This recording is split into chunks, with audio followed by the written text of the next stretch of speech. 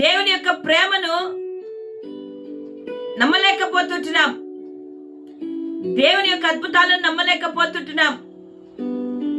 దేవుడు ఇది చేయగలడు అనే నమ్మకుండా అవిశ్వాసము కలిగిన వారమై ఉంటున్నాం. ఉద్యోగ విషయంలో కావచ్చు, చదువుల విషయంలో కావచ్చు, వివాహాల విషయంలో కావచ్చు, కుటుంబ విషయంలో కావచ్చు, సంఘములో కావచ్చు, మీ అప్పుల తీరే విషయంలో కావచ్చు. ఏ సమస్యతో నువ్వు ఉన్నా నువ్వు అవిశ్వాసిగా కాక విశ్వాసము కలిగిన బిడ్డగా దేవుడు చేస్తాడని నమ్మి ఆయన వైపు చూసే బిడ్డగా మనం ఉండాలి. దేవుని వాక్యాన్ని మనము నమ్మాలి. దేవుని యొక్క బలమును మనము నమ్మాలి.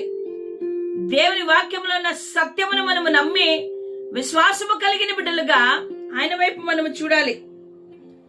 నా ప్రియమైన వారలారా, దేవుని మాట ప్రతిదీ నమ్మదగినది. దేవుని మాట